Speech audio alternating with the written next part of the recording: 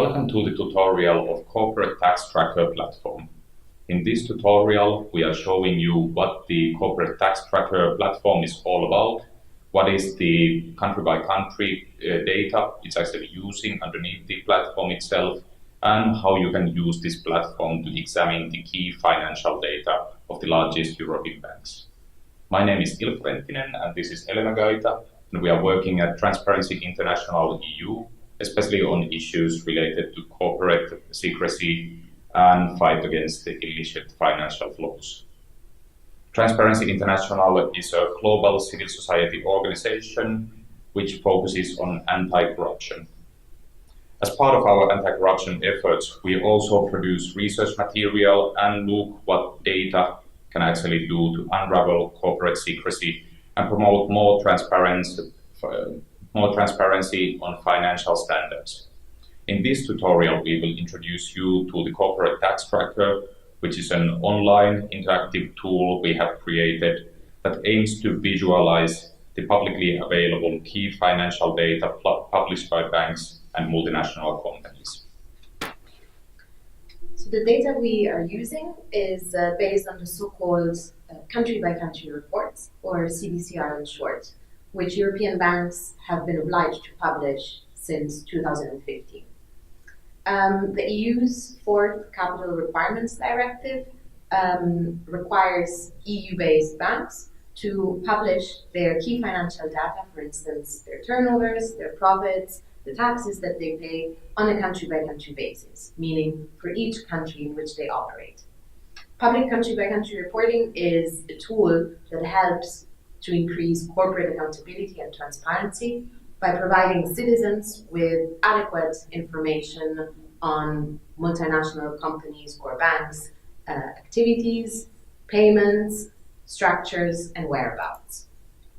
So what we have done in this website is to visualize the data published in the country-by-country reports of the 20 largest European banks.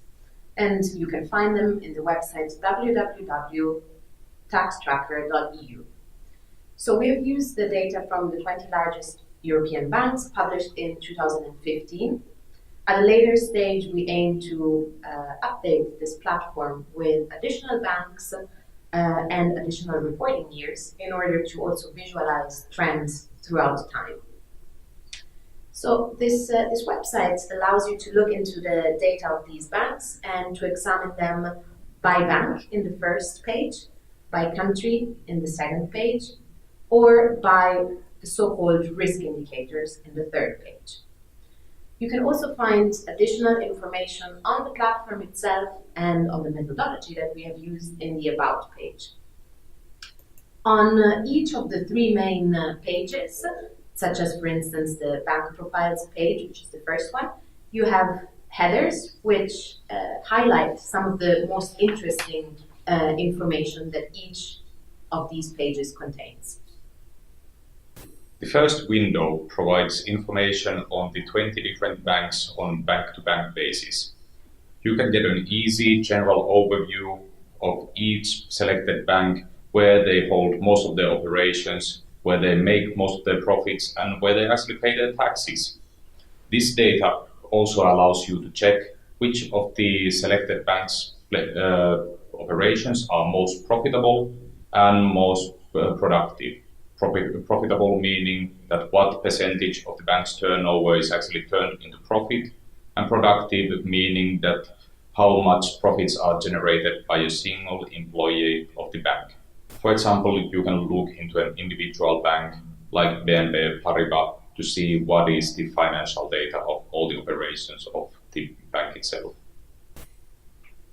So in the second page, the country profiles, we can see individual countries and the operations that the 20 largest European banks hold in there. You can examine the countries by a selected region in the first pie chart, and you can click on each region and see and have a regional perspective. Or you can click on the second pie chart, which groups countries based on the EU's list of non-cooperative jurisdictions for tax purposes, so-called blacklist or grey list.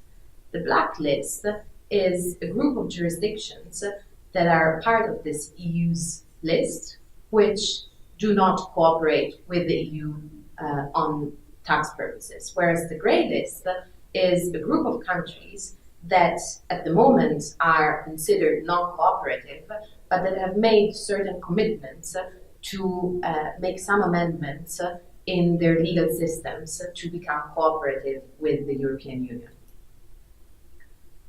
You can also click on one single country to get a view on which banks operate in there and what is the total of their operations. For instance, if we click on Cayman Islands, we will see that there are 8 out of the 20 largest European banks that operate in there, but only one of them has employees in the Cayman Islands. In the final page of the platform, we are providing the user with the possibility to look into specific cases where certain banks are showing very high profitability or very high productivity, or where they pay very low amounts of taxes compared to the nominal tax rate of the country. In terms of productivity and profitability, you can clearly see some individual cases which do stand out from the main bank averages, which are their average profitability or productivity ratios.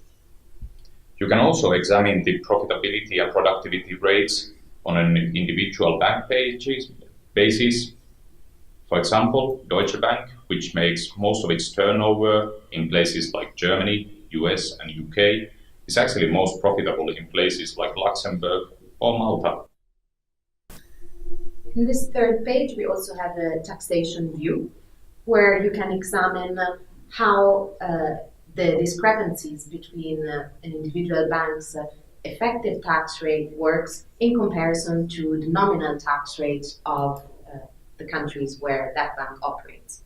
So for instance, if we take the example of Barclays Bank, we would see that Barclays has paid about 1 million euros in taxes in Luxembourg in the year 2015, but in that same year it earned over 550 million euros in profits in Luxembourg, which makes its effective tax rate below 1%.